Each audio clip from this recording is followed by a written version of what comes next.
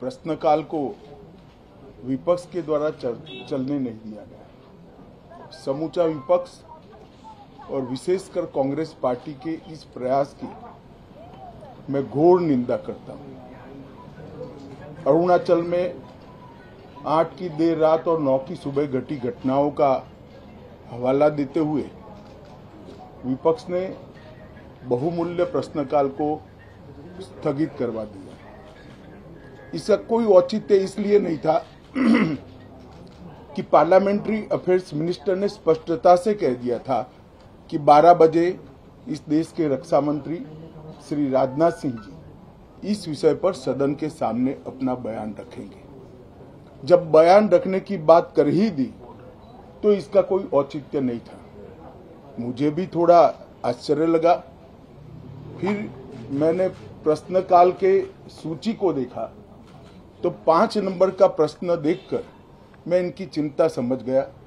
5 number के प्रश्न है राजीव गांधी फाउंडेशन के FCRA रजिस्ट्रेशन को रद्द करने के बारे में। अब उन्हीं के कांग्रेस के ही सदस्य के द्वारा ये प्रश्न पूछा गया और जवाब में बहुत स्पष्ट था।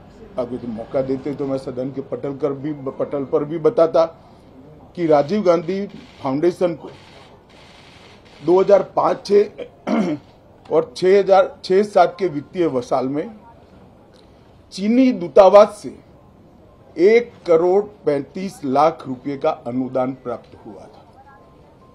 चूंकि FCRA के कानून और उसकी मर्यादाओं के अनुरूप नहीं था तो नोटिस देकर पूर्णतया कानूनी प्रक्रिया का अनुपालना करते हुए गृह मंत्रालय ने इसका रजिस्ट्रेशन रद्द किया था।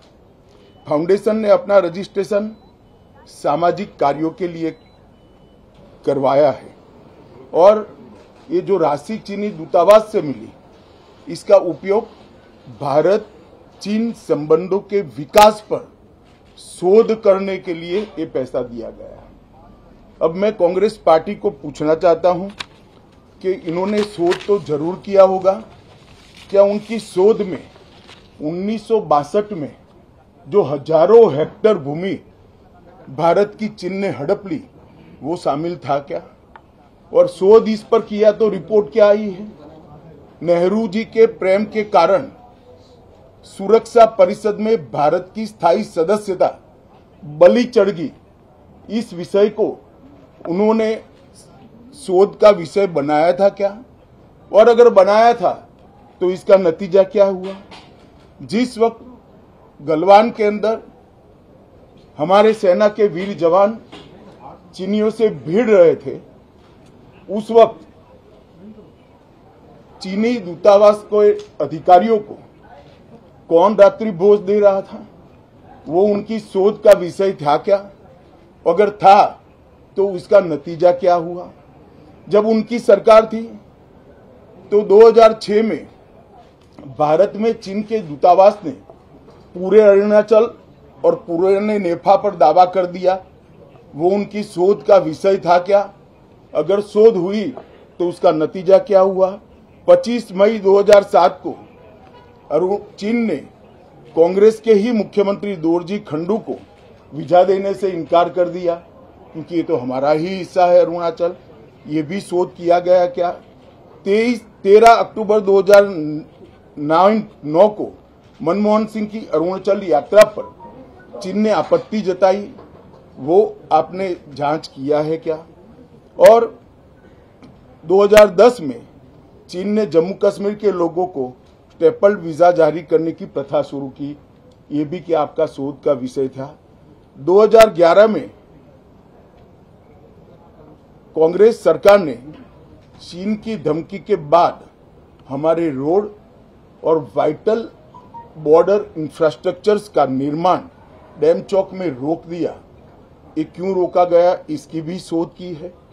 मैं कांग्रेस पार्टी को पूछना चाहता हूं, ये दोगला रवैया जनता के सामने नहीं चलता है।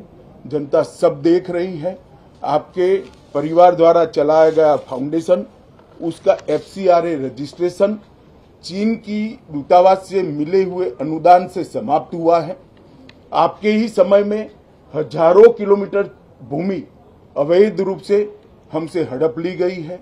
आपके ही समय में हमें मिली हुई सुरक्षा परिषद की सदस्यता आपने निजी संबंधों को बनाने के लिए चीन की भेंट कर दी है।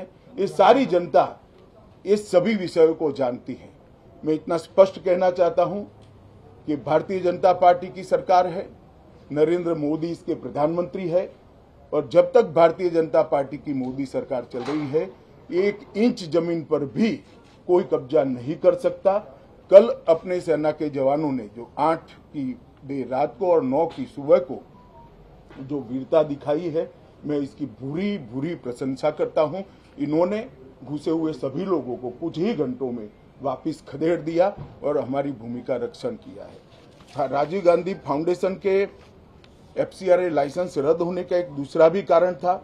इस्लामिक रिसर्च फाउंडेशन की, जिसका प्रणेता जाकिर नायक है, जाकिर नायक को पूरा देश जानता है, उनसे भी 7 जुलाई 2011 को 50 लाख रुपया राजीव गांधी फाउंडेशन ने प्राप्त किया था। मैं पूछना चाहता हूं, राजीव गांधी फाउंडेशन के कर्ता धर्ता जो कांग्रेस की फैमिली पार्टी है, उसी के सदस्य हैं, तो आपको ये पैसा जाकिर नाइक ने किस मकसद के लिए दिया था, इसकी भी स्पष्टता देश की जनता के सामने होनी चाहिए। धन्यवाद।